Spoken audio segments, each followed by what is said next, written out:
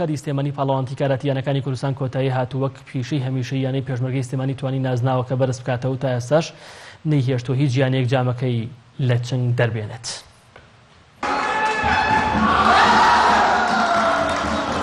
یاریزانانی پێشمەرگەی سلێمانی ناهێڵنجگە لە خۆیان هیچ گیانەیەکی تر نزیکیان بکەوێتەوە و نازناوی کوردستانیان لە چنگ دەربێنن.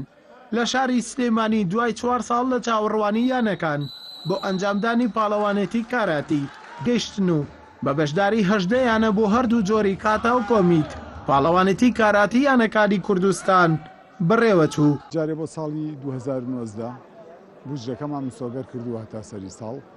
ئێمەش هەر لە سەرەتای ئەوەی کە ئەویان پێڕاگەیاندن ئەوەمان زانی یەکسەر منهاجی خۆمان حازر کرد بۆ درێژایی ساڵەکە.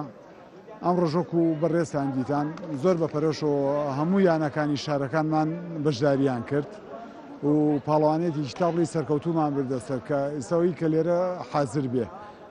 لەوانەیە شایە گەواهیەوە با بڵێ ئەمە لە ئاستی غەربی ئاسیا بووە. زیاتر ئەو یاریزانانی نەتایجی زۆر باشیان لە غەربی ئاسیا هەیە، لە ئاسیا هەیە، لە وەتانی عەرەبیە هەموو پاڵەوانن. بەڵێ سێ چالێکیکەمان بەڕێوە هەر سەر تاسەریی کوردستانە. ئەم جارە لە سلێمانی بوو جارێککە لە شارێکیکەین لە ئینشاڵڵا بارودۆخێکی باشترا بێ. پاڵەوانێتیەکە بە سەرپەرشتی یەکێتی کاراتی کوردستان بۆ ئاسی پێشکەوتوان بەڕێوە چوو. وەک پیشەی هەمیشەیی کوڕانی پێشمەرگەی سلێمانی توانیان نازناوەکە بەدەست بێن و نەهێڵنجگە لە خۆیان هیچ گیانەیەکی تر نزیکیان بێتەوە لە بەدەستهێنانی نازناوی کوردستان.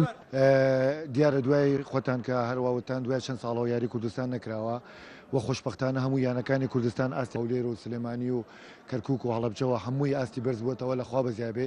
منافسەیەکی شەریفانە هەیە لە بین یاریزانەکانە و ئەم منافسەی شەریفانە وای لێمە کردووە کە ڕێژەی کورد لە منتەخەبی عێراقا زۆر بێ. ڕاستە منافسەکە خۆشەکە کام یانە یەکەمە بێت، بەڵام لە واقع ئەوە مهمە کە لە منافسەی شەریفانە گەنجانی کورد پێشکەون و بەرەو پێشەوە بن. نەخێر بەعکسەوە ئێستا لە ساڵانی ڕابردووە یعنی منافسەکە زۆر زەعیفتر بوو لەگەڵ یانەی پێشمەرگە، بەڵام ئێستا یانەکان زۆر باشترن. مناڵم یانەکان زەعیفن، بەعکسەوە یانەکانیش پێشکەوتون. یاریزانانی بەشداربووش باز لە ڕێخستن و سەرکەوتنی پاڵەوانێتیەکە دەکەن، باز لە بوونی خولی پاڵەوانێتی دەکەن لەسەر ئاسی کوردستان. ئەوەش بۆ بەرەو پێشچوونی ئاسی یاریزانان و بانگێشکردنیان بۆ ریزی هەڵبژاردەی عێراق. بە بۆنێ مایەکی زۆر بوو بتوڵەمان نەبوو، لەخوا بەزیاد بێ دوای مایەکی زۆر بتوڵێکیان بۆ بکەین، بتوڵێکی زۆر سەرکەوتوو بوو. توانیشمان تلێ دوام بەزێ زۆر سپاشی دەڕێبقەمان دەقین لەگەڵ ئیتحادی کوردستان کەم بتوڵیان بۆ کردین. حتما هەمیشە هیچ پاڵەوانتێک نەبێ یاریزان ناتوان پێش کرد. دوای مایەکی زۆر کە بتوڵەمان بۆ کرا توانیمان هیچ نەبێ شتێک تموحمێکمان بۆ زیاد بێت کە بتوڵەمان بۆ بکرێتەوە زیاتر بەرەو پێشەوە بچین. ئەگەر بتوڵە نەبێ یاریزانی ستارە بێت و ناتوان بەرەو پێشەوە بچێت. وەڵاو حتمما هۆکارێکی سەرەکە لە بری ئەوەشە مایەکی زۆر بتوڵە نەکرات و یاریزان تموحی نابێ بۆ چەند یاریزانمان نەمتەقبا نەتیجەمان دەتوان لە دەرەوە زۆر باشتریش بن ئەگە بتوڵێ بەردەوام کرێ. دوای ڕکابەرێکی بەهێز لە کۆمیتدا پێشمەرگەی سلێمانی توانی نازناوەکە بەدەست بێنێت و یانەکانی پیرە مەگرون و بازیانیش پلەی دووەم و سێمیان بەدەست هێنا. لە یاری کاتاشدا جارێکی تریانە پێشمەرگە باڵادەسی خۆی پیشاندا و ئەو نازناوەشی بەدەست هێنا و یانەی نەورۆز پلەی دووەم و یانەی پیرۆمەگرونیش بووە خاوەنی پلەی سێمی پاڵەوانێتیەکە. ئەردەڵا محەممەد، کەناڵی ئاسمانی پەیام.